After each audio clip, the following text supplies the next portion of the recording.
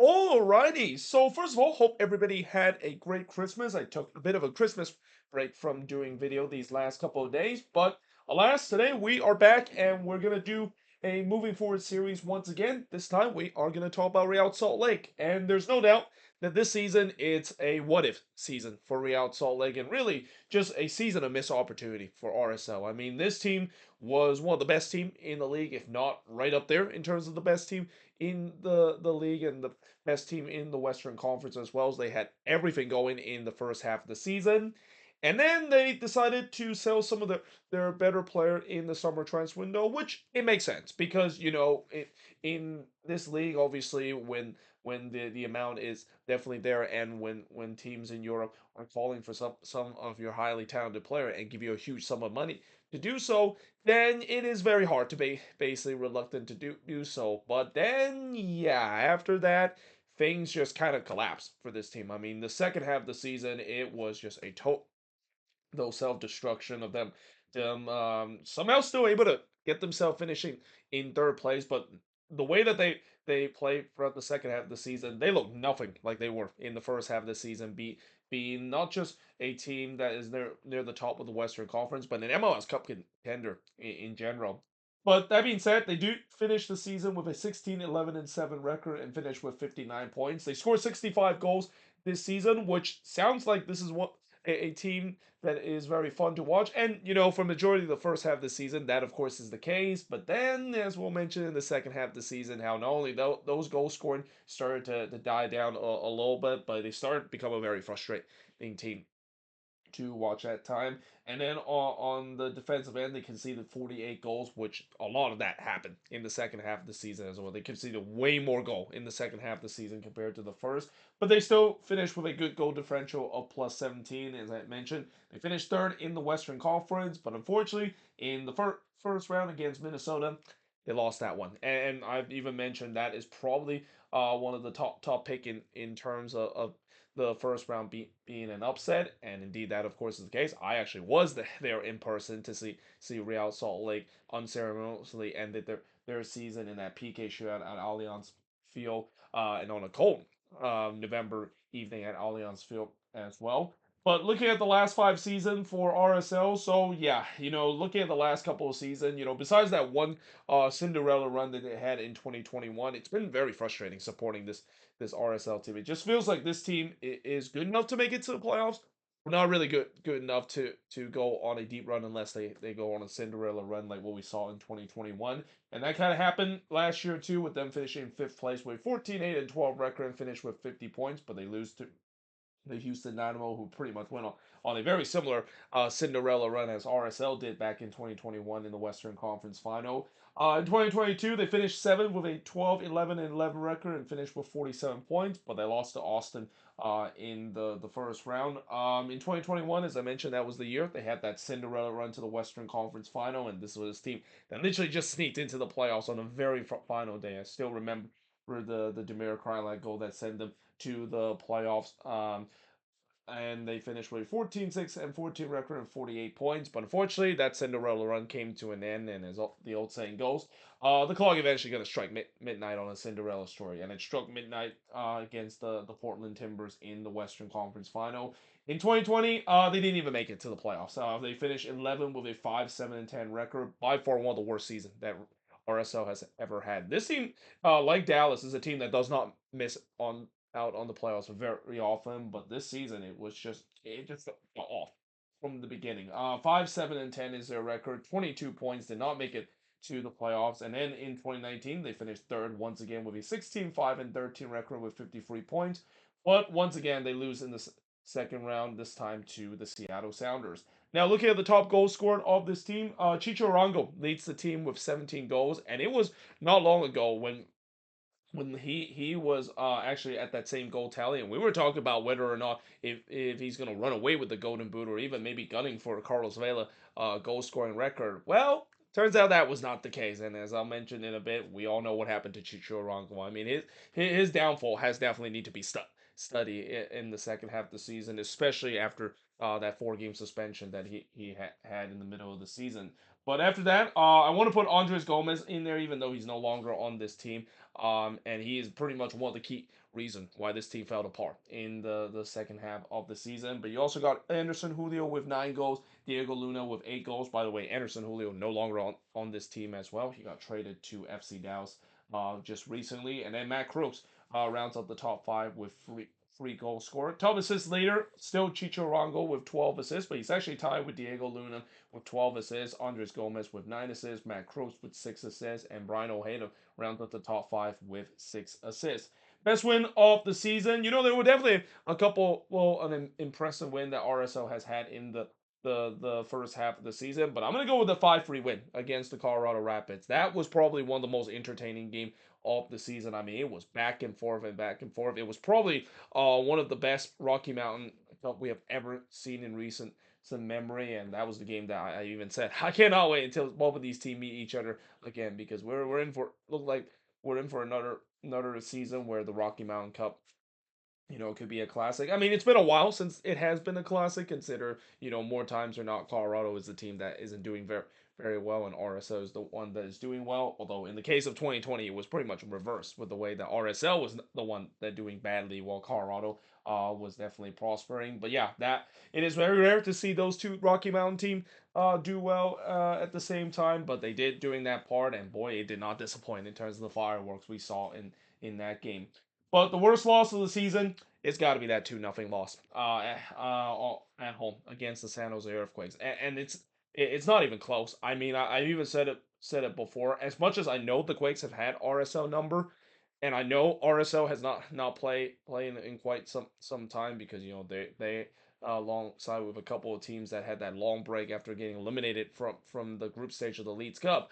You know, even that is the case, they should not be as flat as they did against the Quakes. I mean, the fact that the Quakes not only won that game, but the fact that they looked dominant in that game on the road, and a team that basically only won what 5 games this season or 6 games this season. Yeah, that was absolutely inexcusable. That was the worst performance that RSL has had, and really kind of signaled the beginning of the end for this team in terms of their contention of the Western Conference crown. And then the average attendance this season, 20,295, good for 20th in the league. You know, the ride always is sold out, and no, that's kind of been the case. This fan base is very supportive of this team, although I can understand the frustration in terms of this fan base as well, is that it feels like this team is almost like a massive cock tease at times, where every time it feels like things are gonna go well for them, look like they're gonna contending, and then yeah, then the old RSL came back with them going a poor patch of form, and then just an early the exit in the playoffs. It's hard to believe, but it's been a very long time since they won MLS Cup. I mean, I know they won it in 2009, but that feels like an eternity ago with all the playoff fertility that they have had over the years.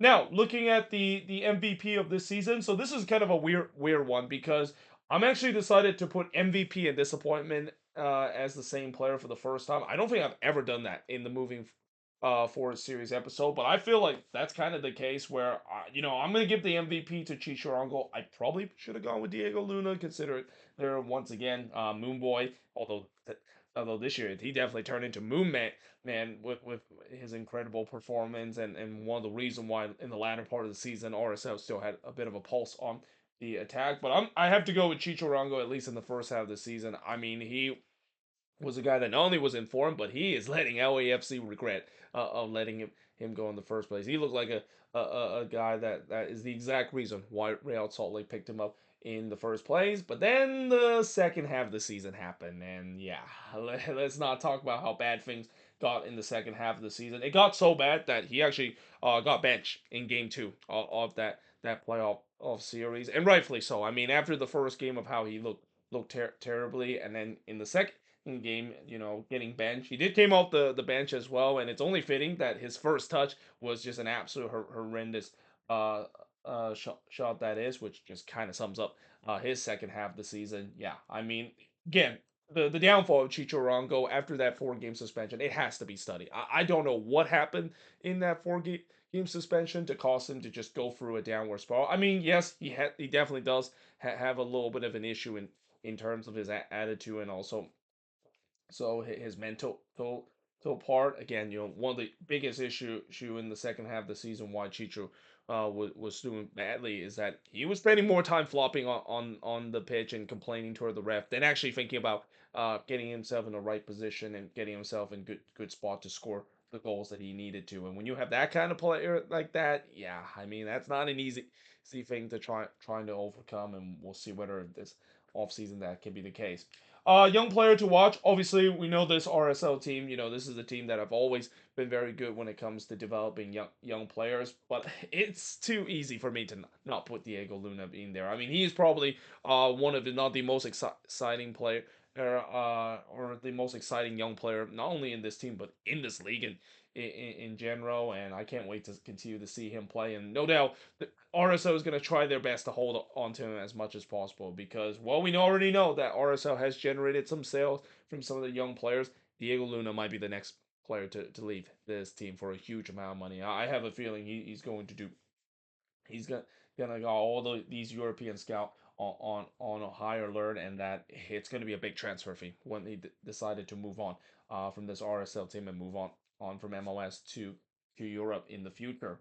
So what went right for this Real Salt Lake team? So again, the young talent that they of course develop and sold for a good amount, guys like Andres Gomez, Fidel Barajas, Diego Luna. Well, Diego Luna, they actually didn't sell him. Also, shout out to Lawrence Inelli as well. He looked very good as well, and especially the fact that he had a huge shoe to fill in terms of the shoes that Pablo Ruiz left in that midfield as well. And I think this season we kind of saw the reason why RSL didn't just absolutely fall off the cliff like they did last season when Pablo Ruiz once again suffered a torn ACL injury, or at least a season-ending injury that is this season, is because Lawrence Anali really stepped up into that role, and he's another guy that is a great young player to watch out in the future. And again, this is a team that they know how to develop young player, whether it's from their academy or bringing guys that play in the USL Championship that had some high ceiling and high floor as well.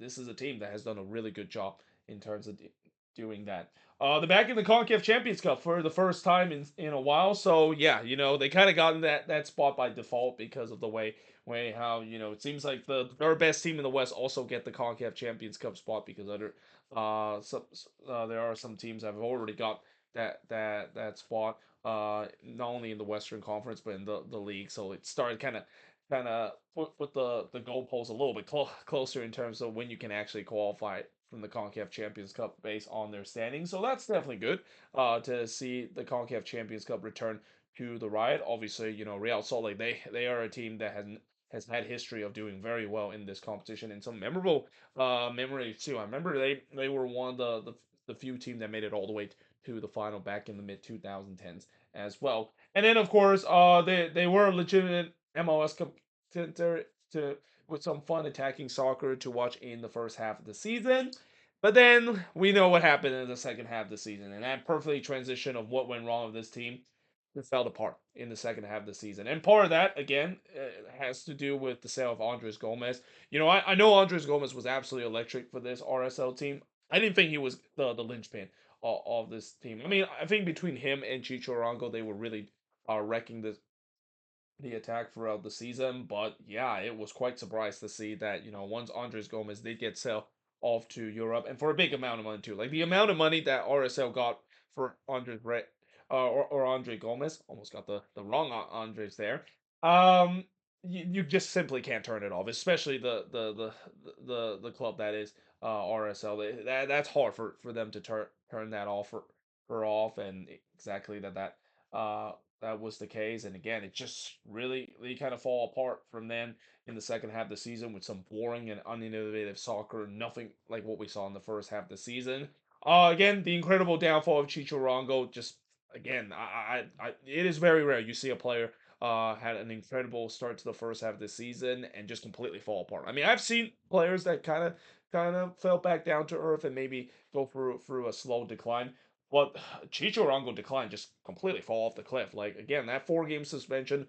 I don't know what he did doing that 4 game suspension, but whatever he did, I mean, it's really started to not only bother him, but to be a player that is again spend more times in terms of bitching and moaning about calls on the pitch than actually think about trying and get into good position to score goals as a number nine should do.